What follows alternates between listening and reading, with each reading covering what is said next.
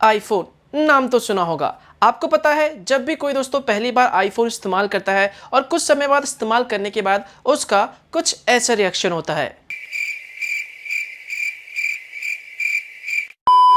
Yes दोस्तों, जब आप दोस्तों पहली बार एक एंड्रॉयड से iOS यानी कि आईफोन में स्विच करोगे तो कुछ समय इस्तेमाल करने बाद शायद आपका भी यही रिएक्शन होगा। क्या आपको पता है कि आईफोन में दोस्तों बहुत सारी ऐसी चीजें हैं जिनसे आईफोन यूजर्स बहुत ज्यादा चिढ़ जाते हैं, इरिटेट हो जाते हैं और बहुत सारे ऐसे फीचर्स ही नहीं है आईफोन में जिसकी वजह से लोग बाद में आईफोन लेके पछताते हैं। अब ऐसा मैं क्यों कह रहा हूं?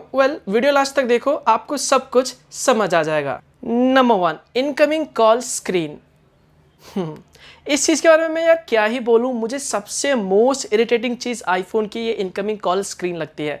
आपने दोस्तों इससे पहले एंड्रॉयड में आपको बहुत सारे कॉल आए होंगे और आपने नोटिस किया होगा कि एंड्रॉयड में जब भी आपके पास कोई कॉल आता है तो आप उस कॉलर स्क्रीन को ईजिली मिनिमाइज कर सकते हैं और दूसरी चीज़ें यहाँ पर टास्क कर सकते हैं, जैसे कि ऐप्स ओपन करना, इंटरनेट यूज़ करना या फिर जो भी आप पहले से काम कर रहे थे वो चीज़ आप कर सकते हो। लेकिन आईफोन में ये सिस्टम नहीं है। अगर दोस्तों आपको कोई कॉल करता है और आप अपने आईफोन में कोई इंपॉर्टेंट काम कर रहे हो तो भैया वो जो कॉलर स्क्रीन है वो मिनिमाइज ही नहीं होता। इसके लिए आपको या तो कॉल काटना पड़ेगा या फिर कॉल को रिसीव करना पड़ेगा, पिक करना पड़ेगा।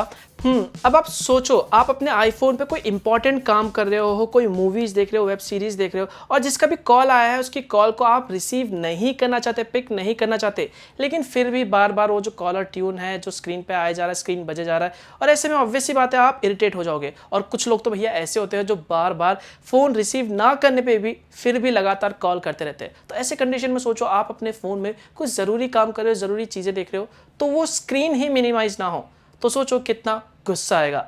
दोस्तों सेम यही चीज आपको देखने को मिलेगा जब दोस्तों आप एक एंड्रॉयड से आईफोन में स्विच होंगे। यस, और ये चीज सच बताओ ना, मुझे भी बहुत ही इरिटेटिंग लगती है। नंबर 2, कैसा हो दोस्तों अगर मैं आपसे कहूं कि आपने जो फोन लिया है 50,000 का, 1 लाख का या फिर 1.5 लाख का, आप दोस्तों उस स्मार्टफोन में इंटरनेट से ना कोई गाना डाउनलोड कर सकते हैं और ना ही कोई वीडियोस डाउनलोड कर सकते हो, तो आप बोलोगे हैं इतने सारे पैसे दे रहा हूं यार फिर भी मैं ये चीज नहीं कर सकता। यस दोस्तों, जो फ्रीडम दोस्तों आपको एंड्रॉयड स्मार्टफोन में मिलता है, आप एंड्रॉयड में इंटरनेट पे किसी भी वेबसाइट पे जाके, डाउनलोडिंग वेबसाइट पे जाके कुछ भी फोटोज, वीडियोस, मूवीज वगैरह को ईजिली यहाँ पर डाउनलोड कर सकते हैं। लेकिन अगर आप iOS यूज करते हो तो दोस्तों iOS में आप भले ही कोई सा भी ब्राउजर इस्तेमाल कर लो, वहां पर दोस्तों आप इंटरनेट से किसी भी थर्ड पार्टी वेबसाइट से यहाँ पर किसी भी तरह के यहाँ पर म्यूजिक या फिर वीडियोज या फिर मूवीज को अगर आप डाउनलोड करना चाहते हो अपने गैलरी में, नहीं कर सकते।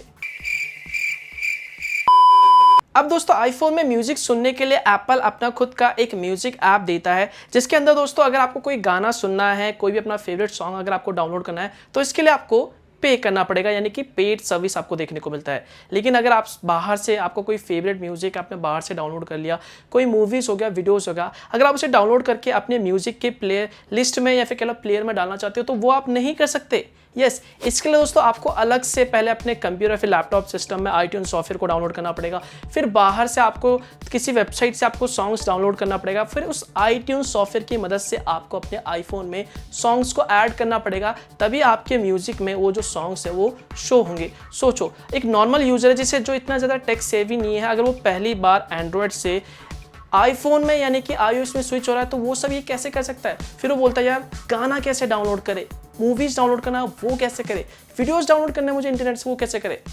तो भैया ये चीज़ आप ध्यान रखना, जब आप एंड्रॉयड से आईफोन में स्विच करते हो तो ये चीज़ आपको झेलना पड़ सकता है। Next, customize UI। अगर आप एक एंड्रॉयड यूज़र हो, आप गीक हो, तो आपने ज़रूर अपने एंड्रॉयड स्मार्टफोन में तरह तरह के दोस्तों UI को चेंज करा होगा, तरह तरह के यहाँ पर आपने लॉन्चर इस्तेमाल किए होंगे, कस्टमाइज़ किया होगा यहाँ पर अपने मेन्यू को, होम स्क्रीन को। लेकिन अगर मैं आपसे कहूँ कि आप अपने आईफोन में ये चीज़ नहीं कर सकते बिल्कुल भी, आपको जो एप्पल दोस्तों यहाँ पर अपना UI प्रोवाइड कर रहा है वही आपको हमेशा के लिए इस्तेमाल करना पड़ेगा, तो सोचो कितना इरिटेटिंग है। यस, अगर आप आईफोन यूज करते हो तो आपको पता होगा कि जो एप्पल है अपने आईफोन में सदियों से सेम UI का ही इस्तेमाल करता है। कितने ही iOS आ गए, वर्जन अपग्रेड हो गए, लेकिन दोस्तों जो UI है वो सेम का सेम ही है। चलो सेम तो है, इट्स ओके, कोई बात नहीं, लेकिन बुरी बात भी यह है कि दोस्तों अगर हम इसके यूआई को चेंज करना चाहें, बदलना चाहें, कोई लॉन्चर ऐड करना चाहें, सिंपल में कहूं तो दोस्तों जिस तरह से आप एक एंड्रॉयड स्मार्टफोन को कस्टमाइज कर सकते हैं, यहाँ पर अपने मेन्यू को, यूआई को चेंज करके अपने एंड्रॉयड स्मार्टफोन को अट्रैक्टिव बना सकते हैं, वैसी चीज़ आप यहाँ पर iOS में यानी कि आईफोन में बिल्कुल नहीं कर सकते। नेक्स्ट चीज आता है मेमोरी कार्ड। आप सभी लोगों को पता है कि एंड्रॉयड में दोस्तों आपको मेमोरी को यानी कि अपने इंटरनल स्टोरेज को एक्सपेंड करने के लिए अलग से डेडिकेटेड एसडी कार्ड का सपोर्ट भी मिल जाता है, मतलब एसडी कार्ड के लिए एक सपोर्ट मिलता है। लेकिन दोस्तों आपने आईफोन देखा होगा, आईफोन के किसी भी मॉडल में आपको किसी भी तरह के मेमोरी कार्ड का सपोर्ट नहीं मिलता, मतलब उसमें आपको जो फिक्स एक इंटरनल स्टोरेज का सपोर्ट दिया जाता है, सेम उतने ही साइज को आप इस्तेमाल कर सकते हो, ना आप उसे एक्सपेंड कर सकते हो। यस, नेक्स्ट है चार्जर। आप सभी लोगों को दोस्तों पता होगा, जब भी आपको एक नया आईफोन खरीदते हो तो आईफोन में दोस्तों आपको जो चार्जर मिलता है वो बहुत स्लो होता है। यस, और आपको अलग से दोस्तों अलग से कुछ एक्स्ट्रा पैसे देके यहाँ पर आईफोन के लिए फास्ट चार्जर खरीदना पड़ता है। मतलब आप आईफोन के लिए 1 लाख 1.5 लाख रुपए दे रहे हो, लेकिन उसके बावजूद भी आपको अलग से चार्जर के लिए भी पे करना पड़ता है। खैर ये तो छोड़ो दोस्तों, यहाँ पर आईफोन में दोस्तों सिर्फ आईफोन का चार्जर ही आप इस्तेमाल कर सकते हो। किसी दूसरे कंपनी या फिर कह लो दूसरे एंड्रॉयड स्मार्टफोन के चार्जर को आप इस्तेमाल करना चाहो तो नहीं कर सकते। जिस तरह से दोस्तों आपने देखा होगा, अगर आपके पास एंड्रॉयड फ़ोन हो और आप अपने फ्रेंड्स, फैमिली, रिलेटिव के घर पे जाते हो तो आप नॉर्मली उनका चार्जर भी इजीली अपने फ़ोन में इस्तेमाल कर लेते हो और अपने फ़ोन को चार्ज कर लेते हो। लेकिन आईफोन में ऐसा सिस्टम नहीं है। आईफोन में सिर्फ आईफोन का ही चार्जर यहाँ पे इस्तेमाल कर सकते हो। किसी दूसरे कंपनी का या फिर कह लो किसी दूसरा एंड्रॉयड स्मार्टफोन ब्रांड के चार्जर अगर आप यूज करना चाहो तो नहीं कर सकते। Apps download. आपने देखा होगा एंड्रॉयड में दोस्तों आप कहीं से भी इंटरनेट से किसी भी थर्ड पार्टी एप्स, किसी भी थर्ड पार्टी वेबसाइट पे जाके आप एपीके डाउनलोड करके सिंपली अपने फोन में एंड्रॉयड ऐप्स को इस्तेमाल कर सकते हैं, डाउनलोड कर सकते हैं, इंस्टॉल कर सकते हैं। इसके अलावा दोस्तों आपको प्ले स्टोर में बहुत सारे ऐसे फ्री के एप्लीकेशन मिल जाएंगे। लेकिन अगर दोस्तों हम बात करते हैं iOS की यानी कि आईफोन में, तो आईफोन में दोस्तों सिर्फ और सिर्फ आप एप्लीकेशन को यानी कि ऐप्स को ऐप स्टोर से ही डाउनलोड कर सकते हैं। किसी भी थर्ड पार्टी वेबसाइट, किसी भी थर्ड पार्टी ऐप से डाउनलोड नहीं कर सकते। इसके अलावा दोस्तों आपको ऐप स्टोर में जितने भी मोस्टली एप्लीकेशन आपको देखने को मिलेंगे वो सारे के सारे पेड होते हैं, मतलब जिन्हें इस्तेमाल करने के लिए ऑफकोर्स आपको पैसे देने होंगे। मतलब मोस्टली अगर आप एंड्रॉयड से कंपेयर करते हो तो एंड्रॉयड में आपको बहुत सारे, ऑलमोस्ट सारे एप्लीकेशन आपको फ्री मिलते हैं, कुछ फ्री सर्विस भी मिलते हैं। बट अगर आपको ऐप स्टोर में दोस्तों कोई फ्री सर्विस इस्तेमाल करना है तो उसके लिए पहले आपको क्रेडिट कार्ड इस्तेमाल करना पड़ेगा, क्रेडिट कार्ड की इन्फॉर्मेशन देनी पड़ेगी। तो इतना झंझट है और ये बहुत ही ज़्यादा इरिटेटिंग है। अब अगर आप इन सारी चीज़ों को ध्यान से देखोगे तो ये बहुत ज़्यादा इरिटेटिंग लगता है। मतलब आपने एक फ़ोन के लिए 1 लाख 1.5 लाख रुपए पे करा, लेकिन फिर भी आप इन सारी चीज़ों को नहीं कर सकते।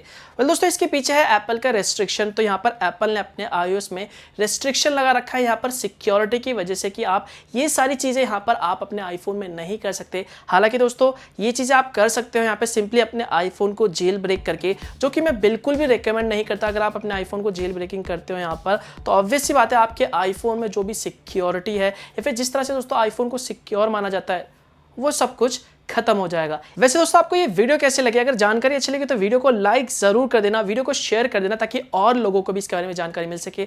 और अगर आपको कुछ भी सवाल है नीचे कमेंट कर सकते हो। और ऐसे ही वीडियोस के लिए, ऐसे ही फ्यूचर वीडियोस के लिए, टेक रिलेटेड वीडियोस के लिए आप हमारे चैनल को सब्सक्राइब कर सकते हैं यहाँ पर। और कुछ भी सवाल है तो मुझे आप सोशल मीडिया पर जाके फॉलो करके वहाँ पर भी जाके पूछ सकते हैं। सो मिलता हूँ दोस्तों मैं आपको एक और नए और इंटरेस्टिंग वीडियो के साथ।